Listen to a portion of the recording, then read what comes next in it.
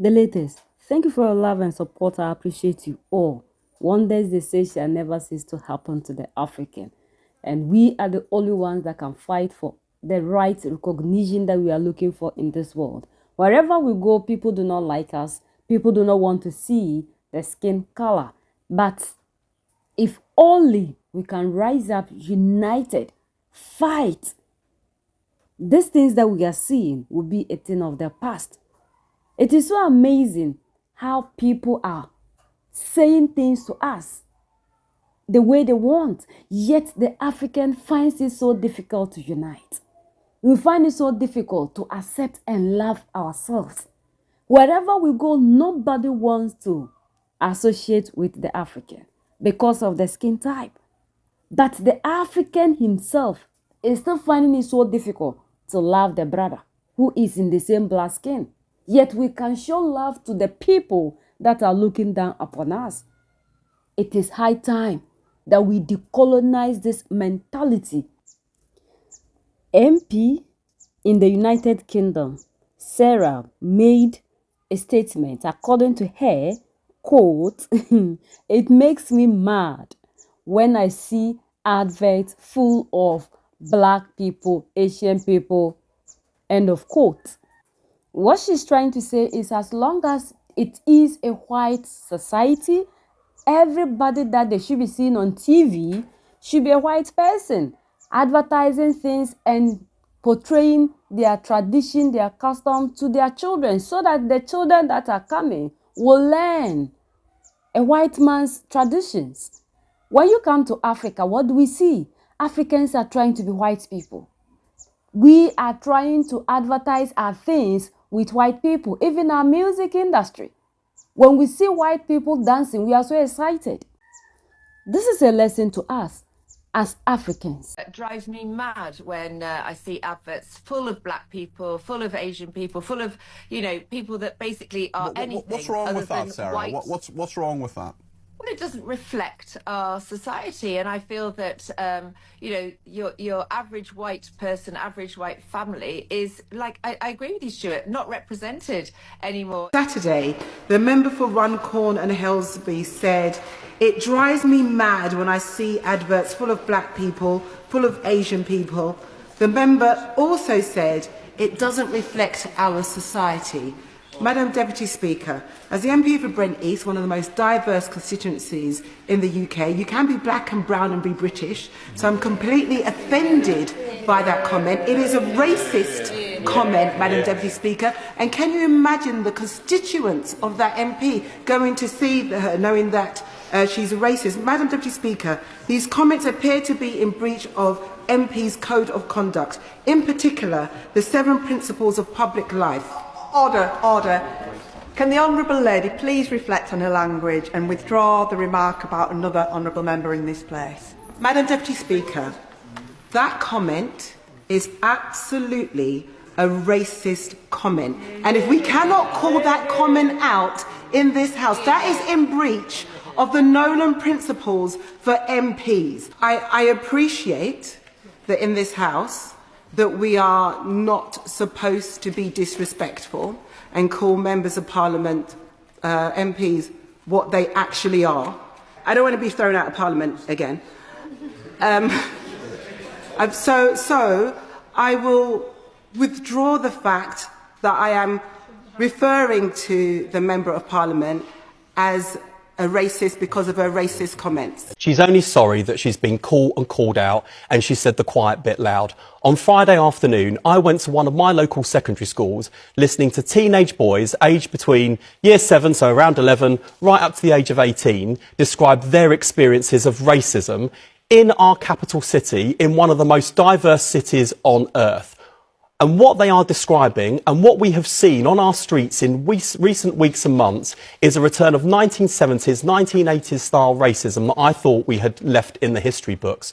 And the only way we are going to defeat this racism is to call it out and confront it for what it is, and for the decent majority of this country to stand against it, as we have always done. I think what she said was a disgrace. I think it was racist, and the deafening silence from her party leader says it all. Reform is a party who think that our flag only belongs to some of us who look like me, not all of us who have built this country, built its success. And let's not forget, when we remember the service and the sacrifice with this poppy, that the people who bled and died for our democracy and our freedom weren't just my grandfather and my great-grandfather who looked like me and worshipped the same God as me. It was people from right across what was then the empire, now the Commonwealth. People who are Muslim, people who are Sikh, people who are Hindu, people who, look differently than you and I do. And we should remember that, defend it, and fight for what this country stands for. A decent, respectful and inclusive democracy, the most successful multi-faith democracy in the world. We stand for that, Reform don't, and that's why they're not fit to govern. You keep saying that you are African Caribbean, which is fine, but how can you be African Caribbean and English?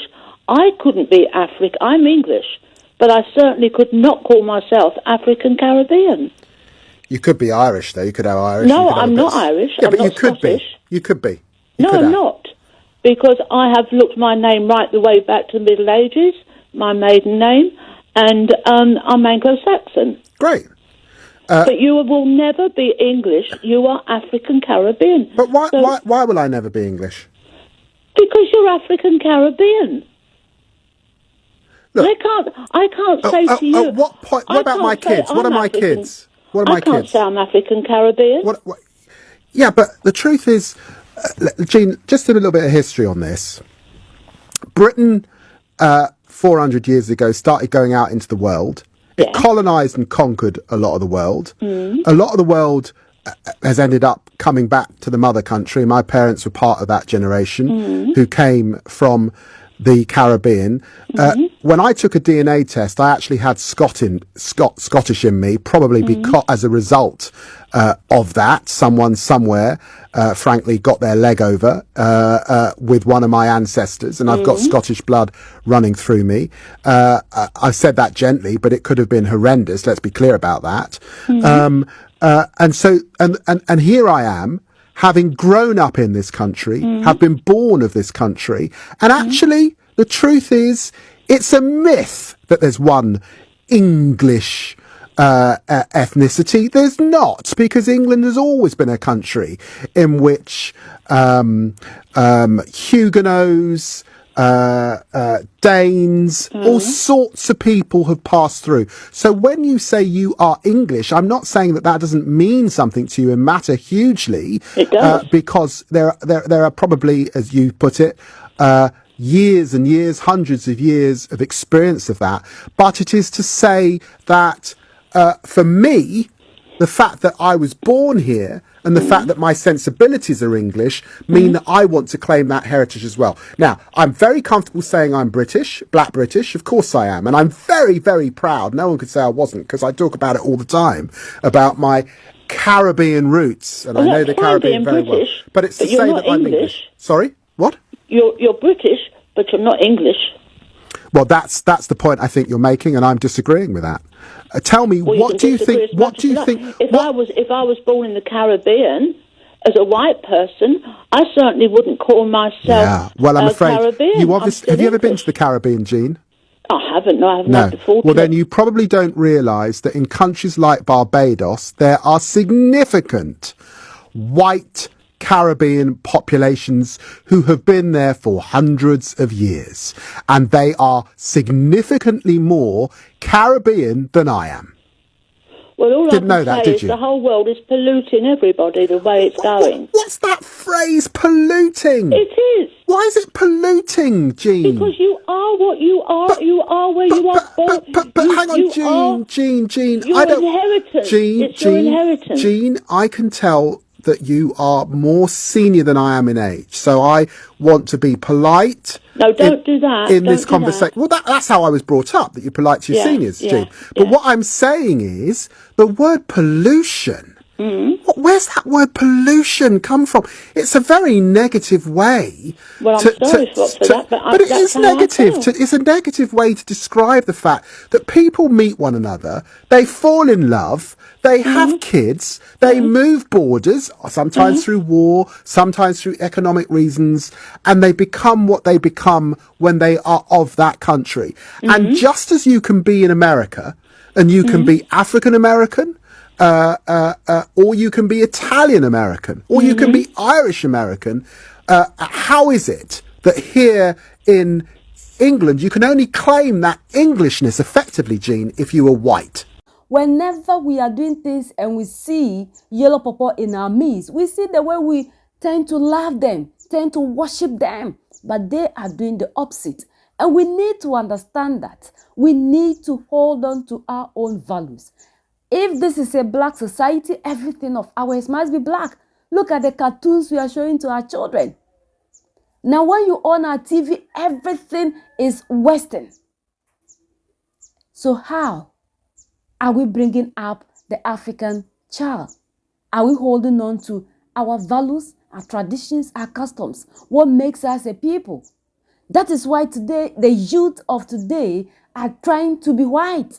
And when we finish bleaching the skin, you don't tell us that we are bleaching. It is what we are showing to the world, that they are the best. So for that matter, we must be like them in order to fit into the world. We are making people to look down upon us. It's so painful what she has said. No matter how much she will come out trying to rebrand it, she has told us her mind. It is time for the African to start being who we are. Like another man was asked, and somebody was trying to make him understand that no matter who you claim you are, as long as you are in the black skin, you can never be a white person. And that is what we need to understand. Like some of us who go there and acquire our citizenship, trying to be British, trying to be French, we can never be them. According to the woman, the genes will expose you. The blood will expose you. Your physical characteristics will expose you. So we have to start loving who we are. Uphold ourselves and values. There is nothing that is better than us. So we don't have to start washing away the image of blackness and adapting into other people. Yet these people will always tell you who you are. And even if they don't tell you, when you come out, the first thing they see is African. Before you now have to start explaining yourselves. Why do we need to explain ourselves to be other people and not accept who we are as black people? Black is beautiful, and we are the ones that can rise up and fight to make it more beautiful. There is none that is better than us. So why are we trying to be other people? Let us unite and stop that inferiority complex that we have kept in ourselves, that we are trying to be other people. These people will always tell us who we are. They'll always tell us they do not want to see us. What are we doing for ourselves? Will we continue to try to be other people instead of being ourselves as Africans? They are fighting to stop a society of blackness. Yet the black person in his or her own society is trying to portray him or herself to be white. Why are we still in this 21st century trying to be other people when we are the best? Chinese are not trying to be others. Japanese, Koreans, it is only the African that is struggling to live the life and the dreams of other people. Yet at the end of the day, we want other people to respect us. We need to start fighting for our own selves. We need to start appreciating and accepting who we are as a people. We have to start educating ourselves because there is none that is like us. Black is beautiful, and it can only be beautiful when you start to appreciate who you are as a people. Let us unite and love ourselves. We are the only ones that can set ourselves free. So that's the latest around the world and in the United Kingdom.